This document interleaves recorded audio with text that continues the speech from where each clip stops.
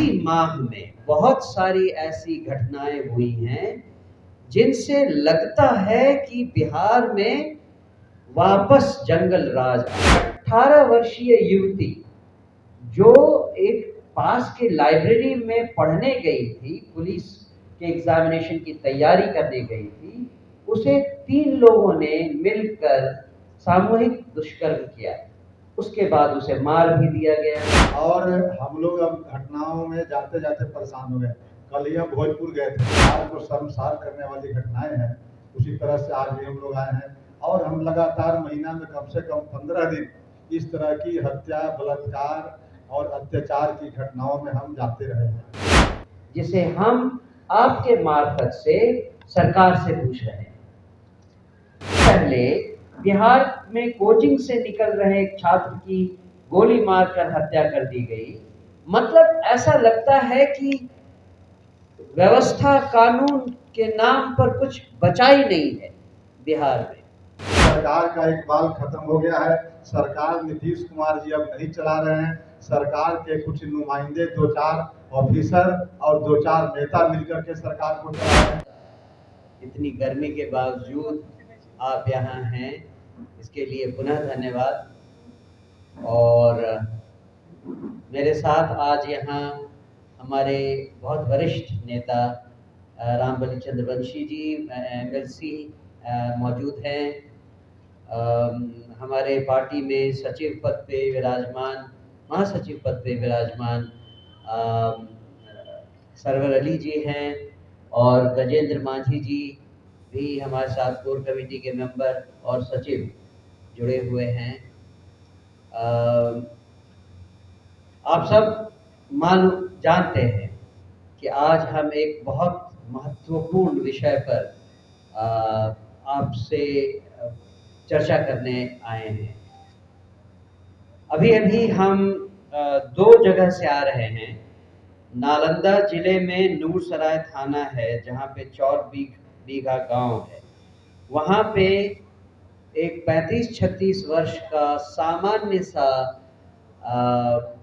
मजदूर जो painting waiting करता था, घर से निकला सुबह 7:30 बजे, कल की घटना है।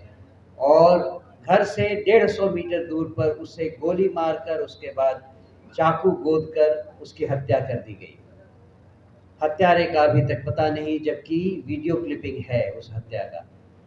हम उसके बाद नालंदा जिले में ही रहवी थाना पतासन गांव में गए, जहां पे 23 मई को एक 62-65 साल की वृद्ध महिला को सामंती विचार के कुछ लोगों ने उनके घर पे आकर ऐसा मारा कि उनको ब्रेन हेमरेज हो गया और हॉस्पिटल का चक्कर लगाते लगाते उनका देहांत हो गया।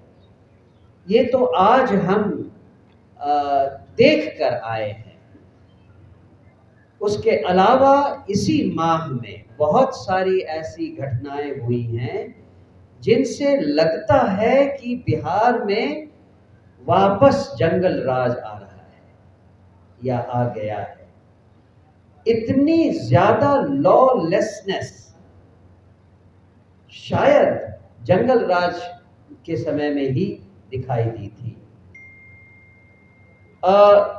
जिन घटनाओं के बारे में मैं आपको रिमाइंड करवा रहा हूं वो आप सब जानते हैं, लेकिन एक कंपेंडियम को अगर देखा जाए तो 22 मई को आरा के हसन बाजार थाने के केसरडी गांव में एक 18 वर्षीय युवती जो एक पास के लाइब्रेरी में पढ़ने गई थी, पुलिस के एग्जामिनेशन की तैयारी करने गई थी, उसे 3 लोगों ने मिलकर सामूहिक दुष्कर्म किया। उसके बाद उसे मार भी दिया गया। अब ऐसी घटना पुलिस स्टेशन के 100 मीटर दूर हो रही है। लाइब्रेरी एक पब्लिक जगह है, लेकिन पुलिस आज तक कातिलों का पता नहीं लगा पाई है। ये क्यों और कैसे होता है, ये एक प्रश्न है जिसे हम आपके मार्फत से सरकार से पूछ रहे हैं। उसी तरह से आपने देखा होगा कुछ दिन पहले ही दरभंगा में एक बुधवार का दिन था, स्कूल जा रहे एक टीचर एक शिक्षक को अज्ञात अपराधियों ने गोली मारकर हत्या कर दी। उसके कुछ दिन पहले सारण में पुलिस टीपीओ में शराब पार्टी करते हुए एएसआई को गिरफ्तार किया गया। उससे कुछ दिन पहले राजगीर में, जहां फिर से एक होटल के कमरे में एक युवती के साथ, जो किसी एक की गर्लफ्रेंड थी, 3 युवकों ने सामूहिक दुष्कर्म किया। कुछ दिन पहले बिहार में कोचिंग से निकल रहे एक छात्र की गोली मारकर हत्या कर दी गई। मतलब ऐसा लगता है कि व्यवस्था कानून के नाम पर कुछ बचा ही नहीं है बिहार में। उस पर से तुर्रा ये है कि बहुत सारी घटनाएं जो हुई हैं वो मुख्यमंत्री जी के अपने जिले में हुई हैं, जहां से वो आते हैं। अगर मुख्यमंत्री जी के अपने जिले में पुलिस इतनी कार्रवाई नहीं कर सकती कि लॉ एंड ऑर्डर को संभाल कर रखे, तो बिहार की बाकी जनता क्या सोचे और किस तरह से अपने आप को सुरक्षित माने। हम एक और बात यहाँ कहना चाहेंगे जिसके कारण ये आज का हमारा ब्रीफिंग बहुत सेंसिटिव और इम्पोर्टेंट है। चुनाव में केवल 5 महीने रह गए। अभी तक जो वारदातें हो रही हैं वो अगर आगे बढ़ती हैं और लॉलेस एलिमेंट्स को सहारा मिल जाता है और एनकरेजमेंट मिल जाती है, तो आगे आने वाले इस दौर में जब चुनाव की तैयारियां जोरों पर होंगी, उस समय कैसे प्रशासन और कानून व्यवस्था इस चुनाव को व्यवस्थित सुचारू ढंग से चला पाएंगी, इस पर गहरा संदेह है। हम चाहते हैं कि सरकार इस बात पर इमीडिएटली एक्शन ले और बिहार में कानून व्यवस्था की स्थिति को जल्दी से जल्दी सही किया जाए। इससे पहले कि आप कुछ सवाल पूछें, मैं चाहता हूं कि रामबली जी भी आपको एड्रेस करके 2-4 बातें कहें। नीतीश कुमार से इस्तीफा मांगेंगे आप लोग? गिरती हुई लचर विधि व्यवस्था के बारे में माननीय अध्यक्ष जी ने आपके समक्ष ये बानगी के तौर पर कुछ उदाहरण दिए। इसका मतलब सिर्फ इतने ही घटनाएं नहीं घट रही है, बहुत सारी घटनाएं घट रही है जिसका रिपोर्टिंग आप तक या हम लोग तक नहीं पहुंच रही है। और हम लोग अब घटनाओं में जाते जाते परेशान हो गए।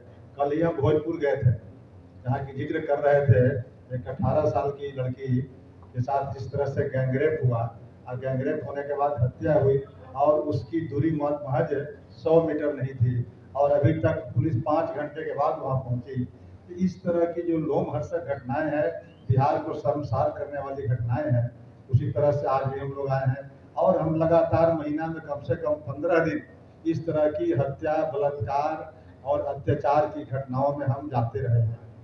लेकिन सरकार हाथ पर हाथ धर के सोई हुई है। इसका मतलब है कि सरकार का इकबाल खत्म हो गया है। सरकार नीतीश कुमार जी अब नहीं चला रहे हैं। सरकार के कुछ नुमाइंदे, 2-4 ऑफिसर और 2-4 नेता मिलकर के सरकार को चला रहे हैं। नहीं तो सरकार के अपने उनके गृह जिला में जिस तरह की घटनाएं घट रही है और वो चुपचाप मौन है, चैन की बंसी बजा रहे हैं, आप समझ सकते हैं। इतनी घटनाएं अगर दूसरे के सरकार में हो रही थी तो उस समय बदनाम हुआ था कि जंगल राज है, लेकिन आज उससे कई गुनी घटनाएं। अब आप क्राइम कंट्रोल, ये क्राइम जो रिकॉर्ड है उसको भी 2022 के बाद अपडेट नहीं है, यानी आपके पास डाटा भी उपलब्ध नहीं हो सकता है। तो सिर्फ अखबारों के माध्यम से, मोबाइल के माध्यम से कलेक्ट करके हम लोग आपको सूचित करेंगे, तब पता चलेगा कि कितनी क्राइम का स्तर गिरा है। और बाहर नालंदा और भोजपुर या दरभंगा और मुजफ्फरपुर की जब बात कर रहे थे, आप पटना में ही देखिए, फुलवारी शरीफ में देखिए, दानापुर में देखिए, इतनी घटनाओं का अंबार है कि हम लोग इसकी चर्चा भी आपके समक्ष करें तो उतना समय नहीं है। लेकिन इन घटनाओं पर कहीं न कहीं सरकार फेल्योर है। तो अब सरकार यानी सरकार के मुखिया नीतीश कुमार जी से अगर नहीं संभलता है तो नीतीश कुमार जी को स्वयं इस्तीफा दे देना चाहिए कि हम मानसिक रूप से अस्वस्थ हैं, इसलिए हम बिहार के 13-14 करोड़ लोगों के भविष्य पर मैं धब्बा नहीं बनना चाहता हूं, उनकी सुरक्षा करने में असफल हूं। ऐसी स्थिति आ गई है बिहार के अंदर, इसीलिए आपका जो प्रश्न था बिल्कुल अपने आप में उसका उत्तर मिल गया। नहीं, एक सेकंड, इसी सवाल के जवाब में मुझे एक लाइन और कहना है कि वैसे तो ऐसे इंसिडेंट्स को हाईलाइट करने की जिम्मेदारी और मुख्यमंत्री से इस्तीफा मांगने की जिम्मेदारी लीडर ऑफ ऑपोजिशन की होनी चाहिए, ऑपोजिशन पार्टी जो है उसकी होनी चाहिए। लेकिन आप सब जानते हैं बिहार में ऑपोजिशन तो कुछ है ही नहीं। ऑपोजिशन तो इस फेर में है कि कब उसको मौका मिले और वो शासन में आ जाए। ऐसी हालत में हम जैसे न्यू कमर्स को ये अपोजिशन की जिम्मेदारी निभानी पड़ती है और हम मुख्यमंत्री से इस बात पर लेकर इस्तीफे की मांग करते हैं। जी, आप जानते हैं कि हम कहाँ थे, हम यहाँ बैठे हुए नहीं थे, हम भी ऐसे ही किसी इंसिडेंट को देखने, उनके परिवार को सांत्वना देने ही निकले थे। तो हर आदमी अपनी जिम्मेदारी निभा रहा है। राज्यपाल क्या लेटर लिखेंगे इस विषय पर? मैंने जैसा कहा, इस पर हम बहुत अच्छा विचार है, इस पर हम जरूर विचार करेंगे। एक सवाल है, आपने जंगल राज का जिक्र किया कि जंगल राज था, ये जंगल राज पार्ट 2 जैसा हो रहा है। हम जब सत्ता पक्ष से ये सवाल करते हैं क्राइम को लेकर के, तो वो कहते हैं कि उस समय ऑर्गेनाइज्ड क्राइम होता था, अब जो छिटपुट घटनाएं होती हैं उस पर कार्रवाई कर ली जाती है। तो दोनों तरफ के जंगल राज की तुलना जब आप करते हैं तो क्या देखते हैं कि ऑर्गेनाइज्ड क्राइम हो रहा है? बिल्कुल सही आपने फरमाया। अभी जो जंगल राज है वो अफसरशाहों का जंगल राज है। पहले जो जंगल राज था वो रियल जंगल राज था, कल्प्रिट्स का, अपराधियों का था। अब अधिकारियों का जंगल राज है। अगर कानून व्यवस्था लचर है तो इसका मतलब है कानून व्यवस्था देखने वाले अफसर ये जंगल राज फैला रहे हैं।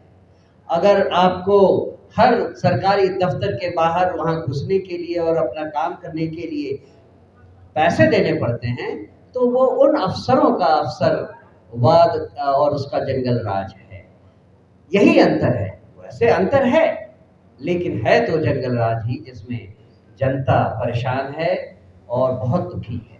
मनोज जी नहीं, मैं इसमें थोड़ा ट्विस्ट करना चाहूँगा। टेक्नोलॉजी और संसाधन एक बात है, लेकिन पुलिस जैसी सर्विस को ट्रेंड होना बहुत जरूरी है। वो ट्रेनिंग का अभाव है। अच्छी ट्रेनिंग एक पुलिस सर्विस के लिए बहुत अहम है। आप जैसा जानते हैं मैं 8 देशों में रह चुका हूं और 8 देश में इवन उसमें थर्ड वर्ल्ड कंट्रीज भी शामिल हैं। ईरान है, यूक्रेन है, इंडोनेशिया है। ऐसे थर्ड वर्ल्ड कंट्रीज में भी पुलिस की ट्रेनिंग कम से कम इतनी अच्छी तो जरूर होती है कि आम जनता उस पर भरोसा करती है। पुलिस को मालूम है कि उनका क्या काम है। हमारे यहाँ तो बिना, ऐसा लगता है कि बिना किसी ट्रेनिंग के उनको सड़क पे या जहाँ कहीं खड़ा कर दिया जाता है और केवल एक गाइडलाइन होता है, कैसे जनता से पैसे वसूल करते हैं, कैसे जनता को परेशान हैरान करना है। ये कोई पुलिस सर्विस है? ये कोई कानून व्यवस्था है? हमारा जन स्वराज पार्टी की यही मांग है कि ज्यादा संसाधन देने के बदले सारे पुलिस को, सारे कानून के अफसरों को वापस ट्रेनिंग स्कूल में भेजा जाए और कम से कम 6 महीने की स्ट्रिक्ट ट्रेनिंग दी जाए।